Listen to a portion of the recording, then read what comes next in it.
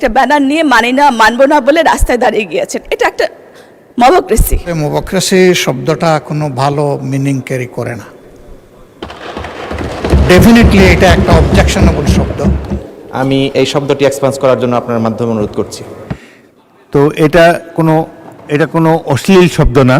অপোজিশনে যারা বসে আছেন তারা কখনো বলার চেষ্টা করছেন এই ছায়া বাজেট দিয়ে সাহায্য করেছেন, আবার দেখা যায় তারাই বাজেট প্রকাশিত হওয়া অবস্থায় একটা ব্যানার নিয়ে মানি না মানবো না বলে রাস্তায় দাঁড়িয়ে গিয়েছেন। এটা একটা মবক্রেসি। মাননীয় স্পিকার, কখনো বলছেন গরিবের মারার বাজেট, কখনো বলছেন বিনিয়োগের পরিবেশ নেই, আবার কখনো তারা গণতান্ত্রিক বাজেটের অনিয়ম লক্ষ্য করছেন।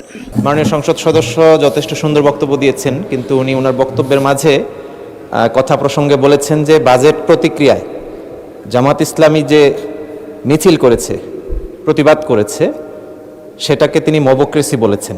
আমি এই শব্দটি এক্সপান্স করার জন্য আপনার মাধ্যমে অনুরোধ করছি। মাননীয় সদস্য, এটা কোনো অশ্লীল শব্দ না। আপনার যখন বাজেটে বলার টার্ন আসবে তখন এটা ভালোভাবে জবাব দেবেন। এখন এটা এক্সপান্স করার মতো কোনো কিছুই না। মাননীয় সদস্য তাসমিয়া প্রধান, আপনার সময় 5 মিনিট। মাননীয় বিরোধী দলের নেতা, বলুন। ধন্যবাদ আপনাকে। আসলে মবক্রেসি শব্দটা কোনো ভালো মিনিং ক্যারি করে না। ডেফিনেটলি এটা একটা অবজেকশনেবল শব্দ, এবং আমার ধারণা তিনি খেয়াল করলে এটা বলতেন না, বেখেয়ালে বলে ফেলেছেন।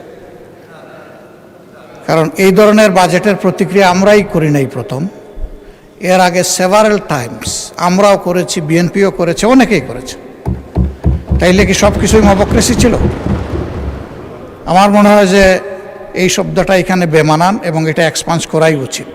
ধন্যবাদ আপনাকে।